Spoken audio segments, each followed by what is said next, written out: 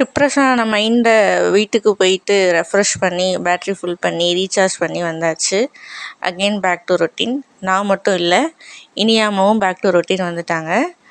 காலையில் எழுந்திரிச்சோன்னே ஷாம் போட்டு டேடியும் நானும் சேர்ந்து குளிக்க வச்சோம். நெக்ஸ்ட்டு அவனுக்கு சாப்பாடு ஸ்வீட் பொட்டேட்டோவை தான் மேஷ் பண்ணி கொடுத்தோம். ஸ்டீம் பண்ணி கொடுத்தேன். அண்ட் ஸ்டீம் பண்ணதை அப்படியே கொடுக்காம அதை ஃபில்ட்ரு பண்ணி அதில் சில நார்கள்லாம் இருக்குமா, அதெல்லாம் எடுத்துகிட்டு தான் கொடுக்கணுமா. இல்லைன்னா பாப்பாவோட தொண்டையில் சிக்கிக்கும் அப்படின்னு சொல்கிறாங்க. அந்த காலத்தில் என்ன சொல்கிறாங்க அப்படின்னா, ஸ்வீட் பொட்டேட்டோ கொடுக்காதீங்க, குழந்தைங்களுக்கு மந்தமாகும் அப்படின்னு சொல்கிறாங்க. ஆனால் இப்போலாம் நம்ம இதை கொடுக்க ஸ்டார்ட் பண்ணிட்டோம். என் பேபியுமே இதை நல்லா தான் சாப்பிடுவான்.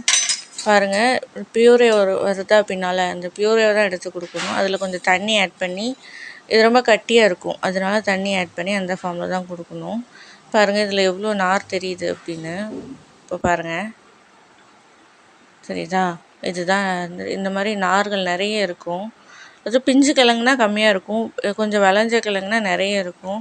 அதனால் அதை பார்த்து கண்டிப்பாக எந்த கிழங்குனாலும் ஸ்டீம் பண்ணி தான் கொடுக்கணும். இவனுமே நல்லா சாப்பிட்டான்.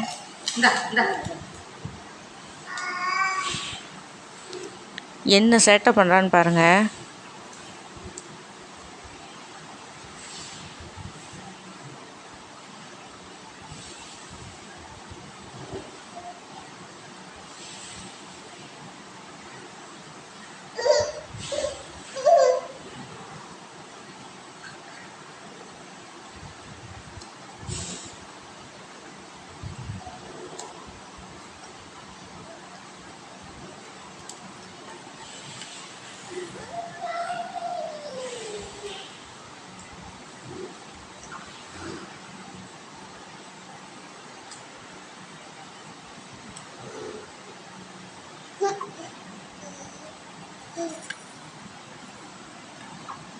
சாப்பிட்டு முடிச்சோன்னா சார் பீரோ க்ளீன் பண்ண வந்துட்டார்.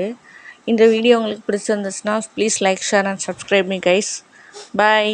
வேறு ஒரு வீடியோவில் மீட் பண்ணலாம். தேங்க்யூ. மறக்காமல் சப்ஸ்கிரைப் பண்ணிடுங்க.